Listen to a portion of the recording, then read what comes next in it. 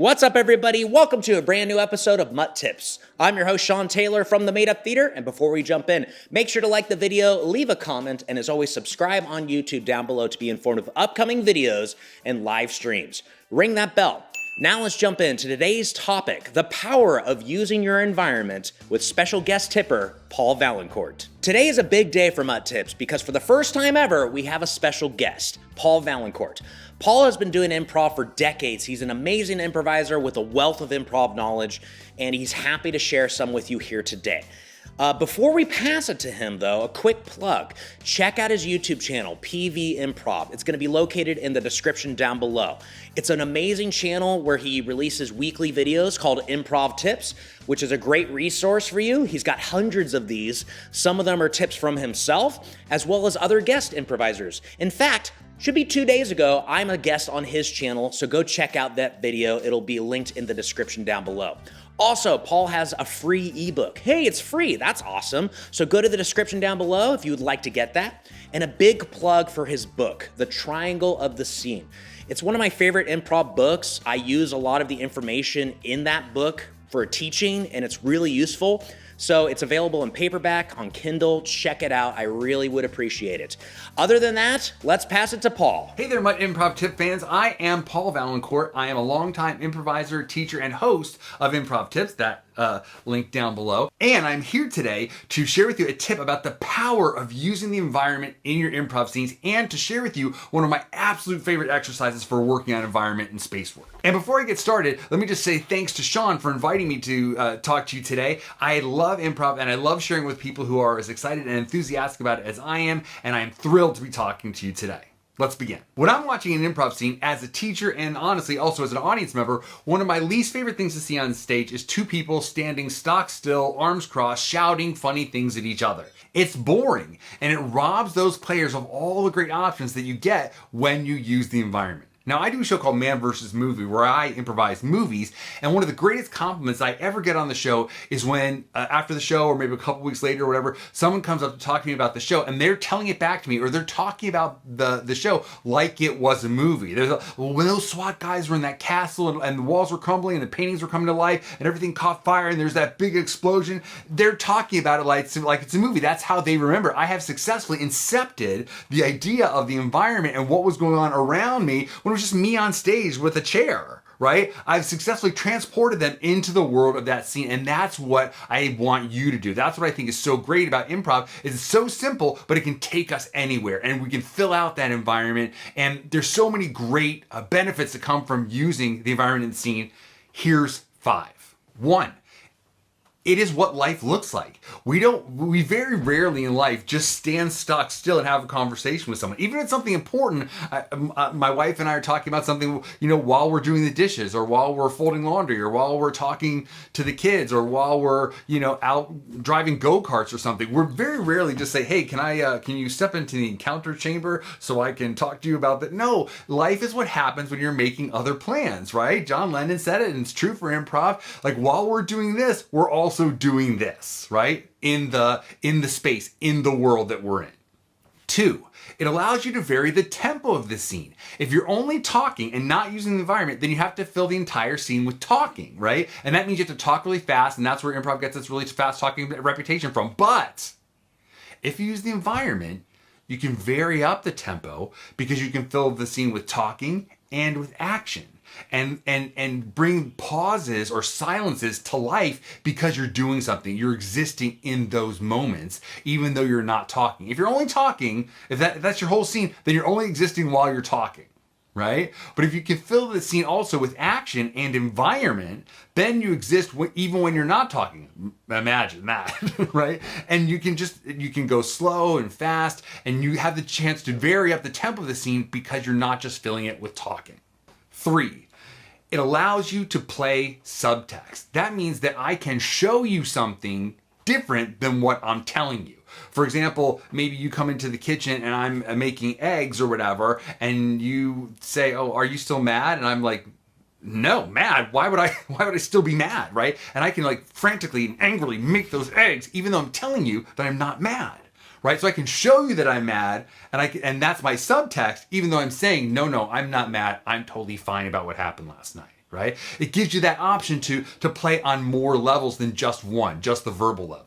4, it allows you to show and not just tell. You know, in improv, we have this idea or this saying, show, don't tell. That's physical, man. You get to show whatever the thing is. If your character is super strong, you get to show you're super strong without having to necessarily talk about it. You take a bar and you bend it, or you lift an elephant, or you tear through a safe or a door or something. But you get to do that and show it instead of telling it and talking about it. Because honestly, so many times in a scene, when someone's just talking about what their thing is or just talking about what their character does, it's just hearsay. Until I see you do it, I don't totally believe you as an audience member, and really also as another player. I'm like, really? Let's see, right? And then once I see it, then I'm like, oh, okay, you're super strong. You just lifted up an elephant, right? Show versus tell. And 5, it allows you to make new discoveries physically that you probably wouldn't make verbally. When you're engaged in the scene and you're like digging for buried treasure, let's say, and like suddenly you hit something with your shovel and oh my gosh, it's the skeleton. You made that discovery like in the moment, in the physical exploration of the space, not by like talking about, oh, I'm going to dig down to find that treasure, and on the way, I'll find a skeleton, and that'll lead to, no, you did it physically, and that's super exciting, right? Because then you're really like discovering along with the audience. You're in the zone of discovery, which is really where we as improvisers want to be, in the zone of discovery. We want to be talking past what we know into what we're discovering. Right? We want to be playing past what we know into what we're discovering. And that's where the magic of improv is for us. And then thus, that is where the magic of improv is for the audience, right? That's the juice. That's why we do improv, I think. So now that you know all the great things that environment can do for you, you might be asking yourself, well, how do I work on that? Well, that's the second part of what I want to talk about today. I'm going to tell you my absolute favorite exercise for working on space work. It is called touch to talk. And it goes like this. We'll get 2 people on stage and we'll give them a location. Okay, let's say for this example, it'll be a teacher's lounge. Okay, a teacher's lounge. So they're going to do a scene in this teacher's lounge, and the only hitch is that they need to touch something different in the scene each time before they talk. They need to touch something different in the environment, something in the space, each time before they talk, right?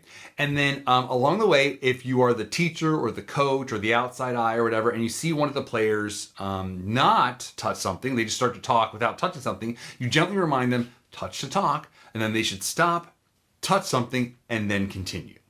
There you go. It's just as simple as that. Now you notice I said simple and not easy, because this exercise is a little bit of a scrambler because you are thinking of a bunch of stuff, right? But you will feel yourself stretching and growing as you do the exercise, because it is honestly, although simple, very, very challenging.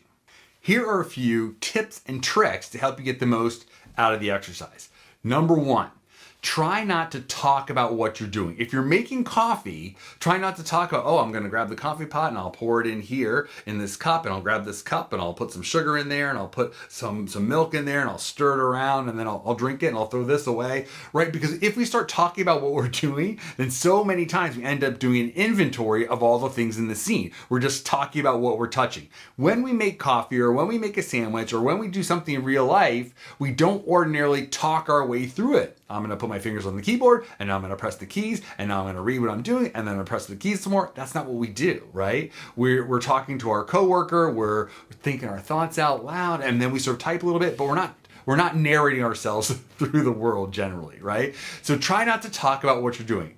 It sounds so simple, it's going to be a little bit of a challenge, but it's really going to make the difference. It's going to make you exponentially better at space work. 2, try to explore the space and not use the same object over and over again. Sometimes people will come into the scene and in the teacher's lounge, they'll pick up a cup of coffee and they'll just like set it down and then they'll grab it again. And they'll set it down and they'll grab it again. And they'll try to work that one cup of coffee through the whole scene, but that's barely doing the exercise, right? Really try to explore the space. Really try to see what else is in this environment. And that's part of the thing. If you're doing it 100% of the time, if you are touching something to talk every single time, then you will, by necessity, explore the space. You will, by necessity, find new things in the environment to use and touch. 3, remember that you are in a 6-sided ware. That is to say, generally, there's 4 walls, a ceiling, and a floor, and there's stuff on all of them. There's plenty to find and plenty to discover.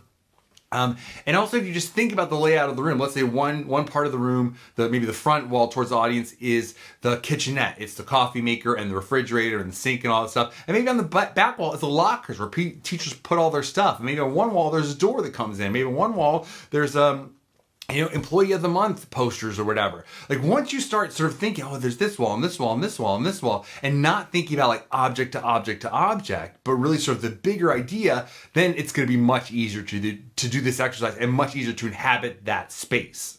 4, try to keep in mind the long arc of the action that you're doing in this scene, right? You're not here in this environment to quote unquote do a scene. You are here in the teacher's lounge to eat lunch and let's say grade papers, right? You know what it is to eat lunch, right? You know, oh, I got to go to my locker and get my lunch, and I open it up and there's a sandwich and there's some chips and there's a soda or whatever. So you have all these things. By the long arc of that idea, right? By the bigger picture, you will find those things much easier than if you're trying to leap conceptually from object to object, right? Like a frog leaping from lily pad to lily pad, right? You want to like think, what's the big idea of what I'm doing here? And all the things that facilitate that big idea will come to your aid, and the exercise will get a lot simpler. 5, try not to steal your partner's objects. This happens all the time. We come into a scene, I don't know what I'm looking for. I don't have an object, so I will just take something. My partner's mopping, and I'm like, I'll take that mop. You're not mopping right. And now I've just taken away something that they're touching so that I have something to touch. All right. Try not to do that. Try to find your own things in the scene to touch. It helps you sort of expand. If they have it and they set it down, you can go back to it later, or you can sort of discover that makes that object more real. But if they have it and I'm just grabbing it out of desperation, that doesn't help anybody. And 6, kind of off of what I was just saying, you can go back. If you have that coffee cup we talked about, you can set it down and do some other stuff and then come back to that coffee cup later, right? That makes that coffee cup even more real. Not just, working it continuously, but resting it for a moment and then coming back. Similarly, if your partner has a great lunch and they leave it open on the table and they walk away, maybe you grab a bite of their sandwich, right? That makes that sandwich all the more real. But I'm not trying to literally take something out of their hand just so I have something to touch. It can play into the scene a little bit. And finally, number 7, slow down. We improvise usually at a sort of a pretty rapid speed, but in this, because we're doing a little bit extra work, we're trying to see and discover and touch things in the environment, it really behooves us to slow down a little bit, to slow down and take our time. You'll find it'll give the scene sort of a little bit of maybe a different texture than you're used to playing in, but it is all to the benefit, because now I'm realizing, oh gosh, I am filling the scene a little bit more with action. I don't have to fill it all with words because I'm finding these things, and you'll discover a little bit of a different gear maybe than you usually work in. We talked a little bit at the beginning in the setup of the game about the side coaching from the teacher or the coach or the outside eye.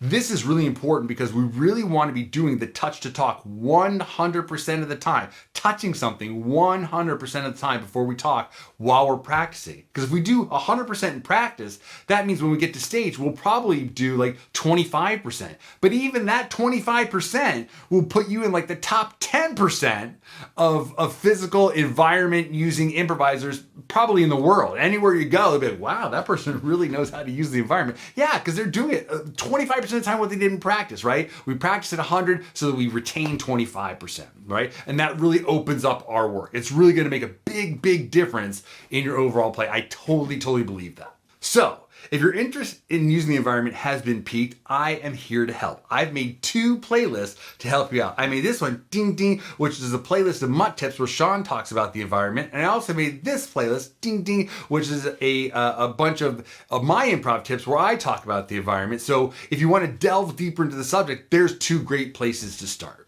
Once again, thanks, Sean, for having me, and thank you all for watching. Thank you so much, Paul. I really appreciate it. Once again, check out his channel. Subscribe there if you're not already. Check out his books. You won't regret it. Thank you so much for checking out this episode of MUT Tips. I really appreciate it. Again, before you take off, make sure to like, comment, and subscribe. And we will see you next time for another episode of MUT Tips. Bye.